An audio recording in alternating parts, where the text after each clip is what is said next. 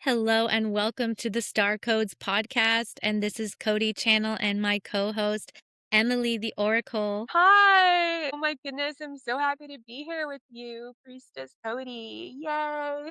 I am so happy to be here too. And boy, has a lot changed since the last time we did this. So we're in a completely new energy. And this podcast is actually going to be all about sidereal astrology. So, for everyone who is confused or interested in all the beautiful aspects about sidereal astrology and why it might be important and how to shift and understand with what you already might know about Western astrology and apply it into sidereal astrology. So, we're going to go over all the basics, the how to's, and probably some things that even if you are a seasoned sidereal astrologer, you might not have not known about sidereal astrology. Yes, exactly. And I'm going to be focusing on natural living sky astrology, which coincides exactly with sidereal astrology. And I think it's so important for us to attune ourselves to where the planets actually are in the constellations and the sun, and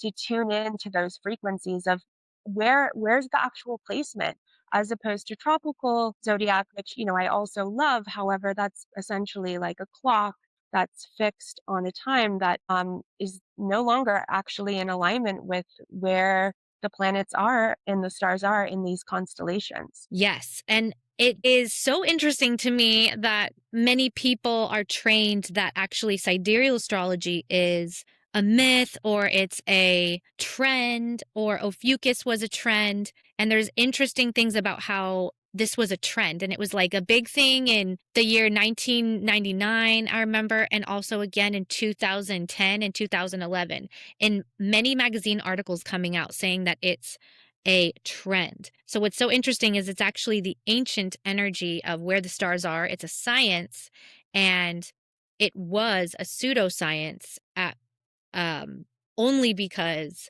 of the fact that we have a pseudoscience with Western astrology, meaning that it can't be proven by science. So this is that science enhances and upgrades a lot of the mythologies and the known energies, and all of the research of Western astrology fits neatly into sidereal. Some people think that sidereal means something completely different, or that somehow what's happening with your chart is going to be different because it's sidereal. That is not the case at all. So if you're a Western astrologer right now thinking about switching to sidereal because of the fascination with the fixed stars and the popularity of fixed stars that is growing across the planet, so much more interesting than your HBO subscription, that will be so dramatic in a way, because this is the underbelly of our unconscious that we're excavating together so that we can find the truth and how we can shift and course correct. What I'm worried about is there's a battle for our creative minds, right?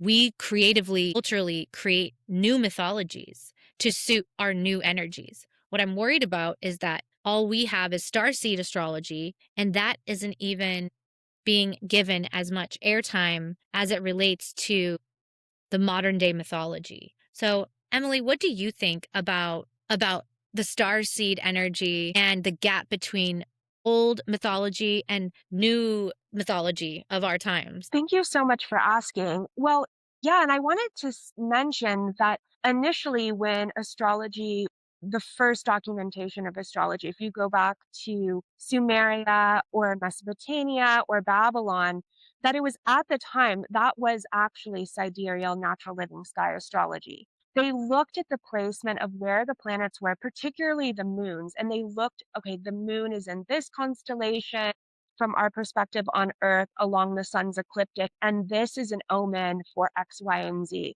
For example, if the full moon was in Taurus and you had Jupiter, then that was a positive omen.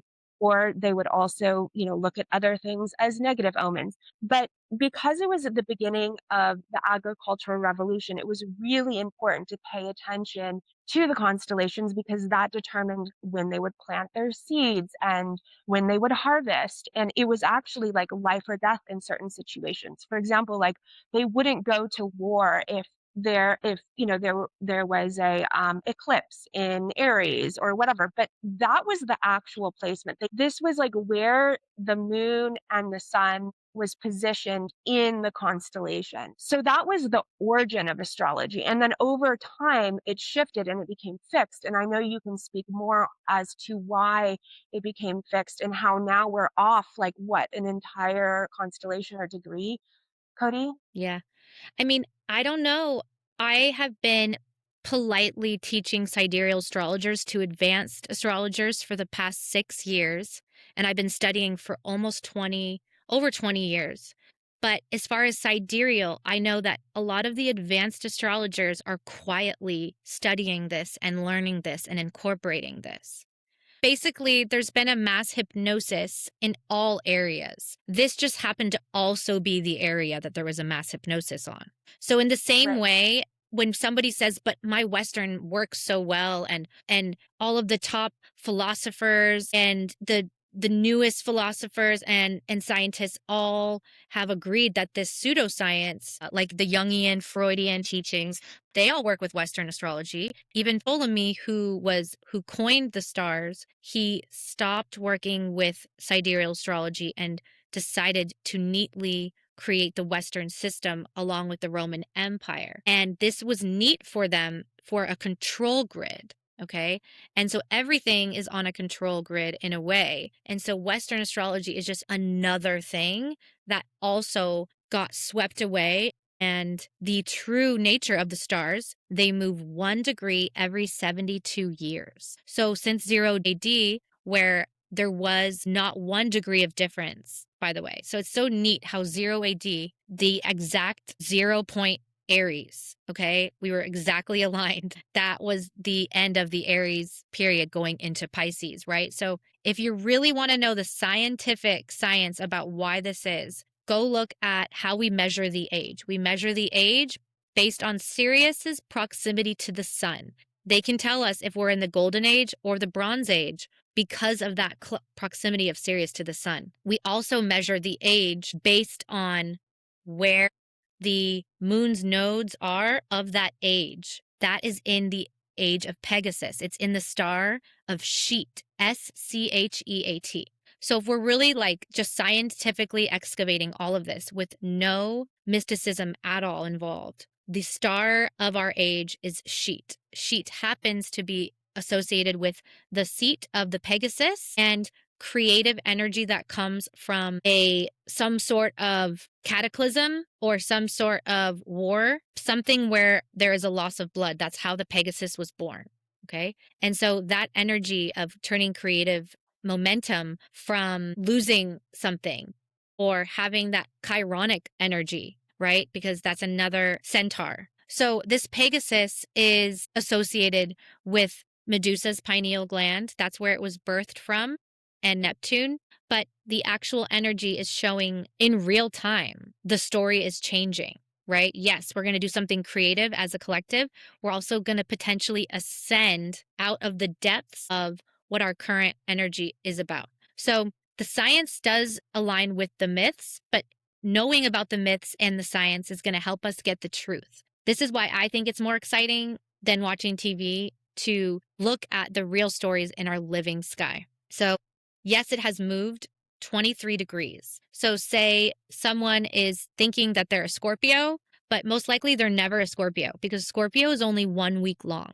So, Scorpio is the hardest sign to get this is going to break your brain if you're a Scorpio listening because you're not a Scorpio, probably. You're going to be a Libra. And that's because Scorpio is the tiniest constellation, and we measure each constellation by the actual size that it is. For example, Pisces and Virgo are the biggest signs. And we look at Scorpio, and it is tiny. And so when we're looking at, oh, okay, I think I'm a Leo. Well, actually, you're a Cancer. But if you're born on a certain day, there's a 7-degree window that someone like myself could be the sign of Leo in both astrologies. So it's really about the constellation because there's 3 times the power in a star than there is in a planet. These stars are sprinkled all over our skies, each uniquely wanting to work with us. And I believe that we always have worked with the stars, and a lot of that knowledge has been cut out. And I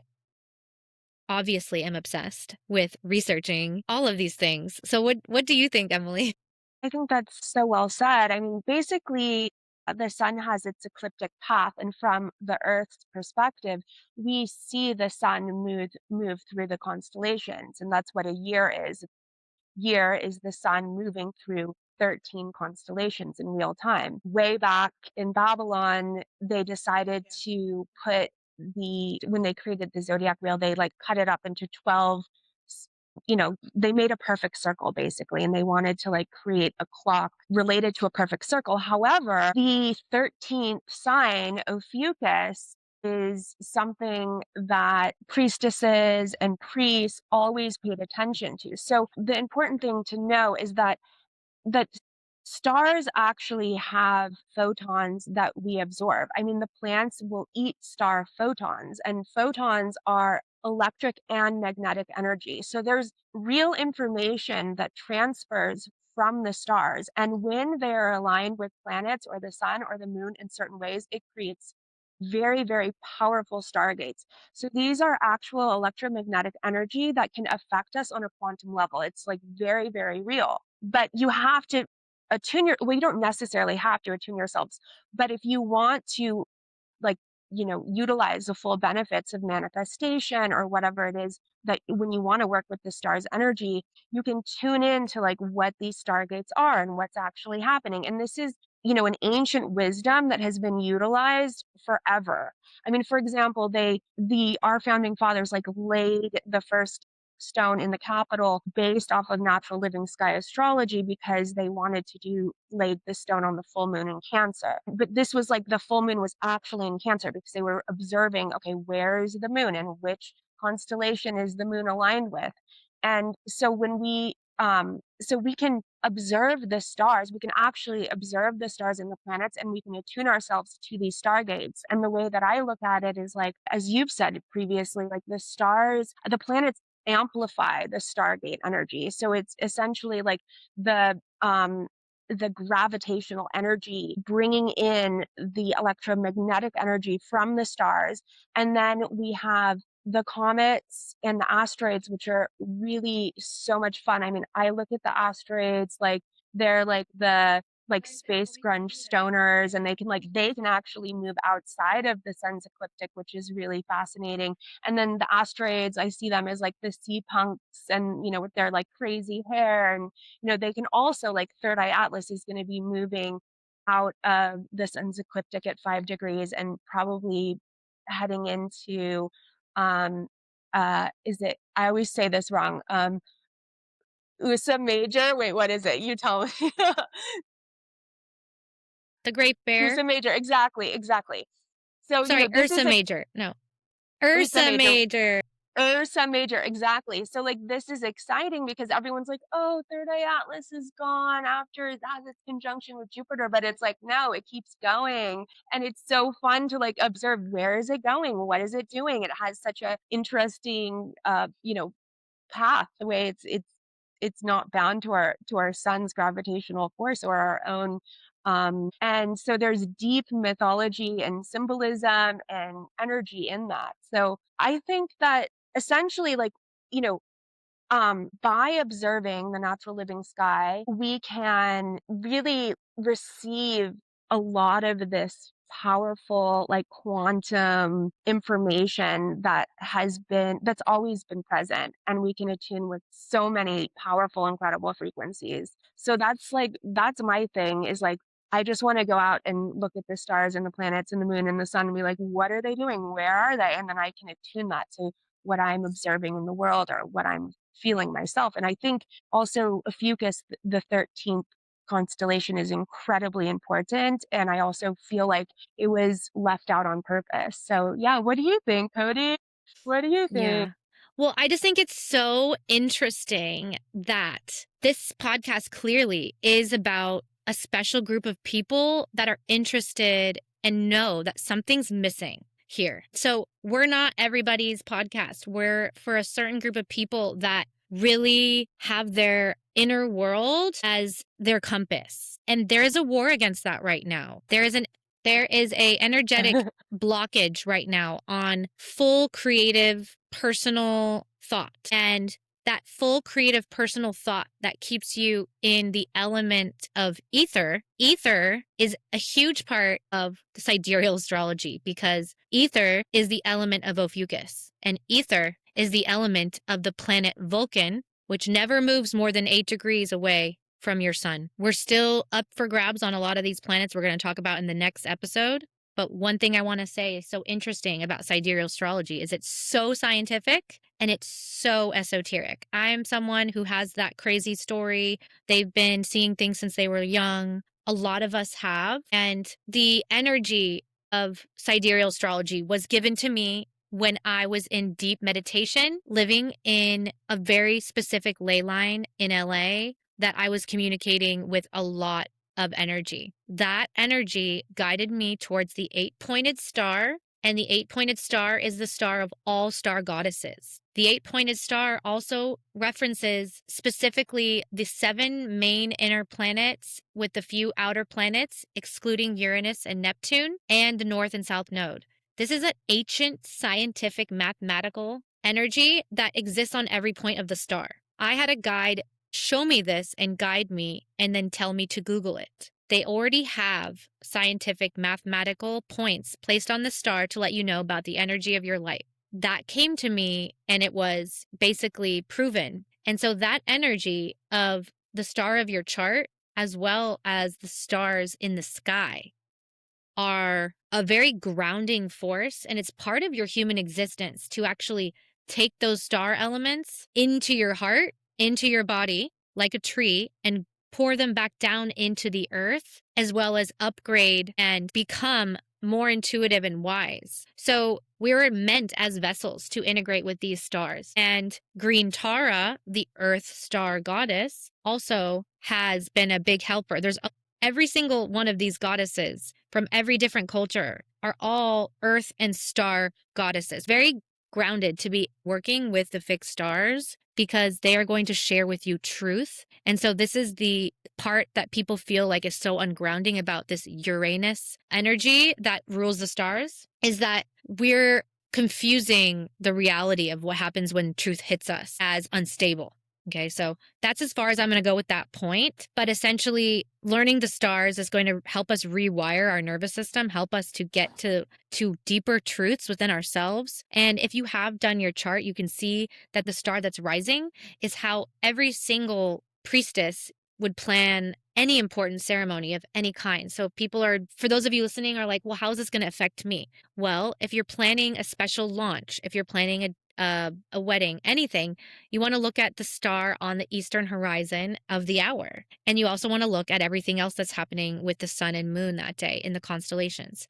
These are beautiful blessings. And the stars have such intense stories and such a beautiful momentum of energy. And of course, I have rewritten the stars, over 240 of them I've gone and given information on that's free for everyone listening to look up. So I think it's going to be the future, but I don't know exactly how soon. I'm just here giving information, giving energy to basically open up and allow us to look at what this could mean for us and how this could expand your own knowledge. But yeah, yeah, I love that. I think that's amazing. And I think that attuning to the divine feminine is really, really important at this time, especially going through all of these old myths and seeing how, as civilization became sort of, I guess, more aggressive and warlike, that the divine feminine was oppressed more and more and more. And that so many of us women around the world and feminine beings are really coming forward and holding space for this important moment. And you mentioned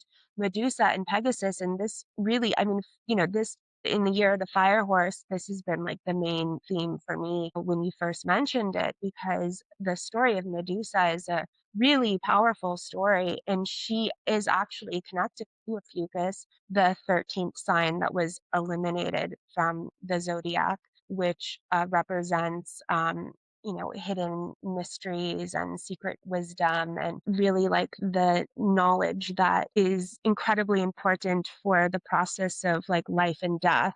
But Medusa was the most beautiful priestess. She was like absolutely so beautiful, and she was the head priestess in Athena's temple. And she there's two stories, and you'll notice, or I've noticed as I've gone and done research, that there's always a lot of like violence towards women, but then if you go back further to the more ancient story, it's usually a different story. But Athena actually decided to have this love affair with Neptune or Poseidon. And later the story was changed, and they said that Poseidon took advantage, or Neptune took advantage of Medusa. So Medusa was this beautiful priestess, and Neptune comes in and seduces her, and then they end up like making love on the altar, which I think is so like sexy. I can just imagine this like amazing, gorgeous. Athena's temple was like one of the most beautiful temples in Greece. It was absolutely spectacular. And then I imagine the altar, and then like the sexiest of all the priestesses, Medusa, is having this affair with Neptune, and it's like so hot. But then Athena finds out about it and is so upset that her head priestess like essentially betrayed her right in the temple. And so she puts snakes all over her hair, and she makes it so that if you look at her, you turn to stone because she's so powerful. Now, the misconception is that at the time, just like Ophiuchus, the serpent was the main medicine because they didn't have antibiotics. And if somebody was really wounded, like had a very deep, they would use viper venom, and they would use the snakes it to heal these like deep wounds because it would actually clot the blood. And to the point where now to this day they still use that same molecular structure for like beta blockers, came originally from the vipers in the Middle East and the Mediterranean. But it's fascinating how like Medusa, this beautiful woman, was then made to be, as they say, this like monster or whatever. And then she ends up with, from her pineal gland, as you tell this story so eloquently, I should let you finish the story, that becomes the Pegasus, right? So that's sort of where we are in this moment in time, where all of this information is coming forward, and these old myths where women are honored and the divine feminine is honored and the goddess is something, or the goddesses, again, we're like bringing that energy and honoring ourselves and who we are and our bodies. And yeah, the divine feminine in general, I think, is like directly connected to the natural living sky, sidereal astrology, because it incorporates the 13th constellation. And of course, the number 13 is the number of the goddess. So it's really interesting when we look at that. And also the number 13 is a living number. So it's like it creates the spiral, and our sun is moving around the Milky Way in a spiral vortex. So everything is continuously moving in motion, growing, and the number 13 is part of the Fibonacci sequence. So that's like, I think it's all connected, and I think that this is one of the things that I'm so excited to talk about with you, because you are just so wise when it comes to the Stargates. Thank you. I love the Stargates, but I love hearing you talk about them. And it's so fun to just trip out on these real living stories without a real end. And I feel like it takes all of us to really understand them and know about them to collectively shift them. And right now we have the starseed stories that is such a buzzword. And we also have a lot of, it's called cognitive dissonance right now, to believe that where the stars are in the sky isn't where they are. One of the biggest pet peeves I have right now, as somebody who's been politely helping people for a long time with the shift, is that um, is that it's not seen as scientific. Like, I will this is why after this podcast, you listen to this podcast and, like, a lot of my clients say that they, like, tell their friends about me and they're like, it's just I don't know how do I say it? How do I explain it to people? They seem to freak out and get cognitive dissonance like, "Wait, no, I'm this sign and that's wrong." And then there's a lot of interesting energy around it right now. So there's no I really don't want to make a this is right, everyone else is wrong type of scenario, but I'm just trying to understand more and more what it could possibly be that would prove Western astrology is correct. What's interesting is there is a seasonal ecliptic and there's the celestial ecliptic. And these two actually meet in the vernal equinox and the autumnal equinox. They meet at those points. So they create an X across the planet. And this X marks, these points in time where they come together, but they're in a different constellation than before.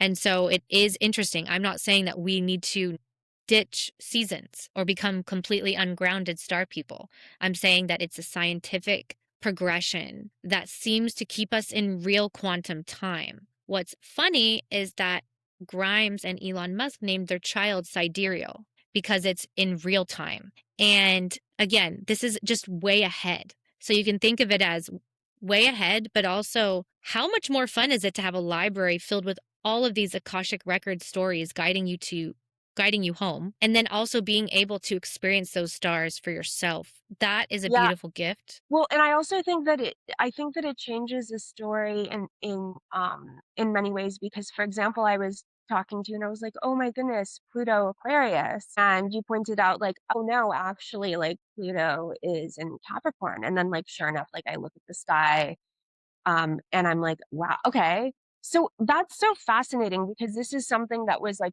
really like everyone was talking about Pluto and Aquarius, Pluto and Aquarius. Oh, Pluto and Aquarius, like this is like the AI like becoming sentient or whatever, or there's all of these predictions. But then if you look at like, oh, actually Pluto's in Capricorn, well, Capricorn is very much like the structure and the organization and the matrix or whatever very organized. It's very different and it makes a different story. It's fascinating because when I look at it like that, okay, so I'm hearing this like one story about technology and Pluto, but then when I actually look at it, I'm like, that's really interesting. So this means that the institution or whatever the structures that may be that are controlling the AI might say, actually, like, yeah, the AI has become sentient. We can't control it anymore. But then when you look at like, but actually Pluto is in Capricorn, you're like, no, they're controlling it. And this is like based off of the actual, these are the prompts that it's getting. And so it's a really great way to like look at different perspectives of reality. And I think that, the people that are utilize the Stargates for like real world magic.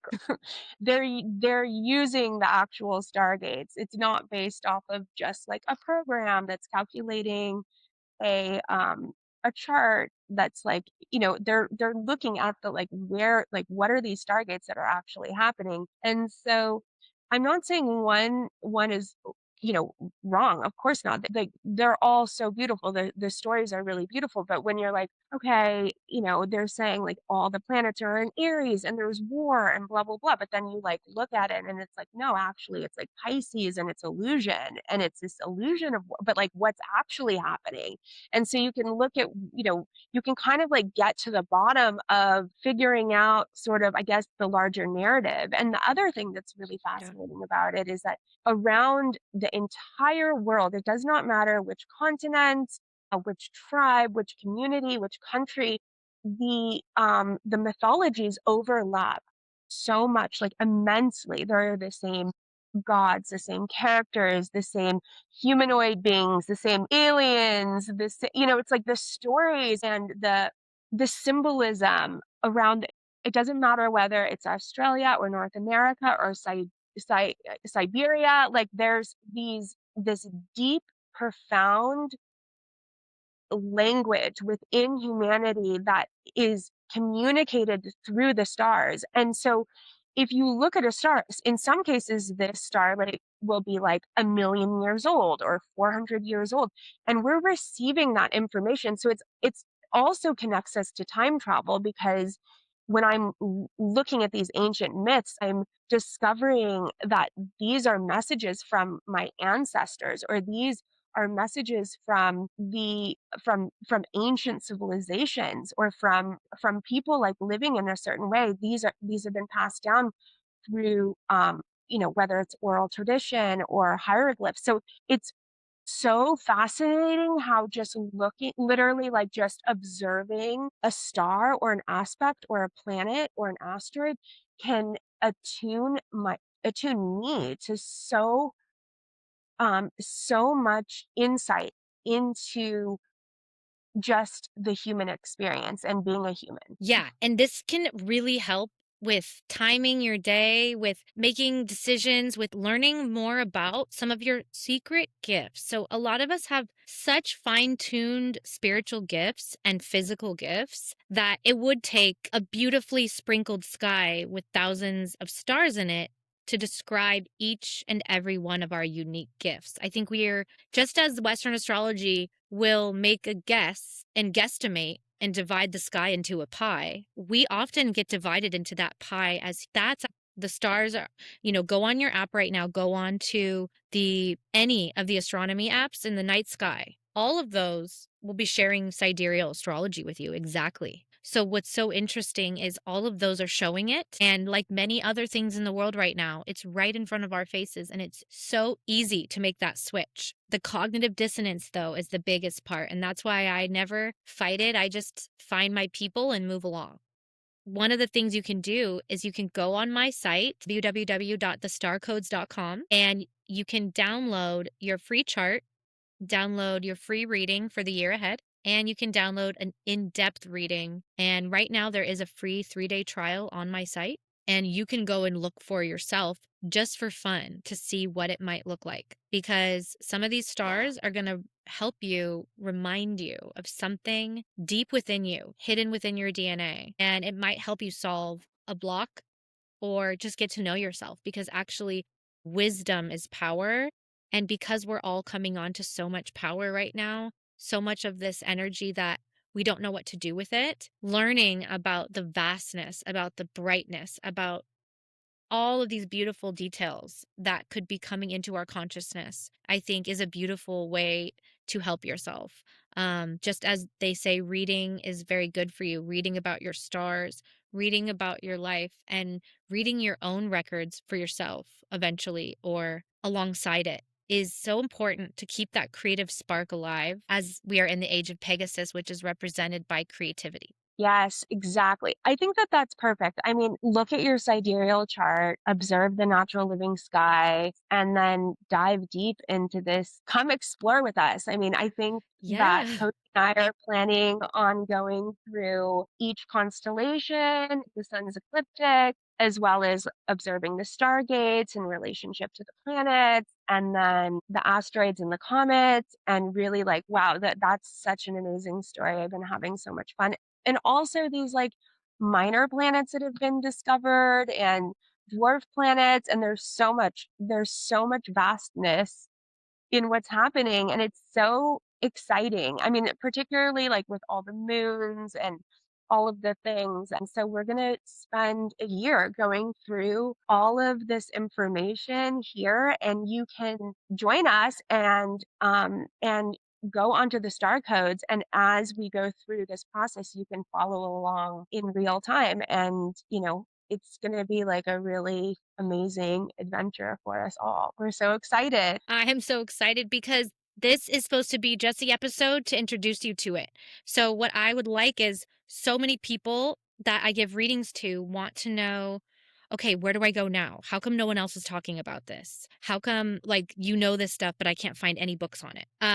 So that you can go and look at it all and then decide for yourself how you feel about it, right? So, this is really fun time for everyone. And Yes. I'm just so happy to be able to express and explain and just be a guide, because this is really a cooperative process and I'm just one person, and we're getting started on a global communication system that is going to be so telepathic and so pure. And this is, in the next 10 years, but these stars are portals as well. And we can talk about Exactly. stargates on Earth, ancient stargates on Earth. She repurposed it and created a map. A lot of you guys are like, what about the stargates in all these foreign countries and all these things? That's actually a different kind of stargate. That's an Yeah. Earth grid stargate. And those are access points for all kinds of high level communication systems. And that is not what we're going into today.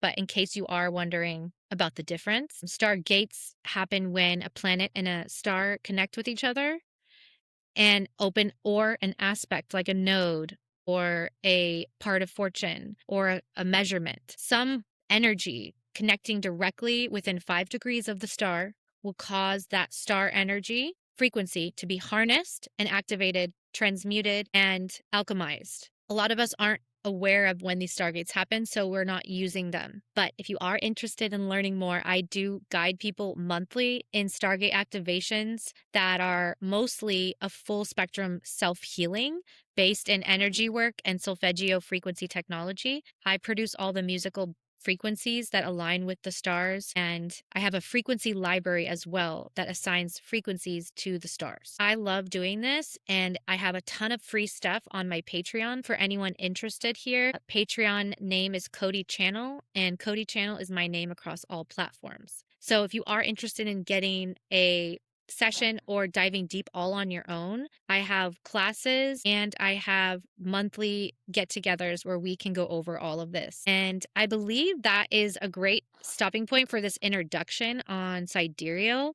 But I'd love to ask Emily for any last words for our listeners. Yeah, I think my last word would be if you are feeling any which way and you're feeling like you need to maybe be more embodied, one beautiful thing you can do, and it doesn't matter where you are, just go out under the stars and look up. And what is the first star you see? Which star is like calling to you?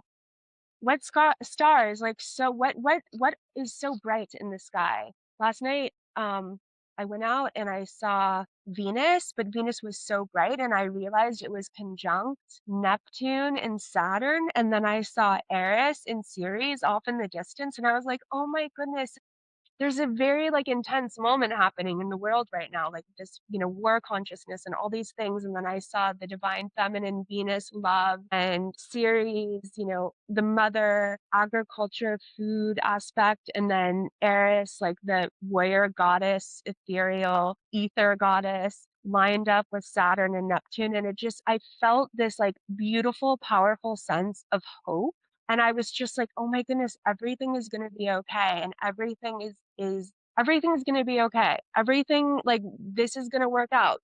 The mothers and the women around the world are going to come and be like, "No, we're not gonna, like, do this crazy situation that's happening." And Yes. it was a communication from the stars, right? So even if you're in a city and it's so bright out, you can usually connect to at least one star, and you will receive downloads like directly quantum healing energy directly from the stars. And this is like the natural living sky astrology, is just connecting with the stars, observing the stars, and allowing yourself to be fully present in the moment and embodied. So that's my homework. Thank you guys. Thank you for being here. I love you, Yes. Cody. Thank I you. love it. And if you can't see the stars, just remember it's about the timing. You can look on your chart, and a lot of us are just connected no matter where we are. Even if you were in a tunnel underground, you could still connect with that star. So these are quantum. Okay. And so I think understanding that the stars within your bones will connect with that star. You can connect with these stars based on your chart. If you want to look at your daily transits, you can look at any time in the future based on your chart on my site as well. And you can have those emailed to you every day. So if you want to like really look at tuning in, okay, when should I get my hair cut? When should I do this? There's actually a whole formula for planning things. I help people plan events and launches all the time based on stars. And so if you're thinking, Well, does this have any real benefit? I already talked about how actually, yes, all the big banks in the 1929, 1930 arena joined in with Edward Jondro, who was electrician turned master astrologer who advised all the big banks. Now, he ended up working with a specific way of basically doing a harmonics with astrology and stars, turning every single aspect into a string of a guitar, making a beautiful song. And I can't even begin to teach that right now on this podcast, but he was a very advanced astrologer that came up with Q1 through Q4 financial plans for people. And I just want to say that there is a huge disconnect between what people in power are doing and what the masses are being told. Okay. And so this is sort of like a little hint that we are embarking, all of us, on such a greater power source than what we're used to. Yay. I love it. So if you want to come along, join us in episode 3, where we go into some of the scientific and mythological aspects of these newer planets coming into the scene and what's up for the year. So we're going to end today's podcast, but we'll be back very soon. So thank you so much for listening to the Starcodes podcast. And thank you so much, Emily, for being here. And if you want to connect with me, again, I'm Cody Channel across all platforms, and I would love to hear from you. So thank you so much and have a beautiful week. Thank Yay! you. Yay.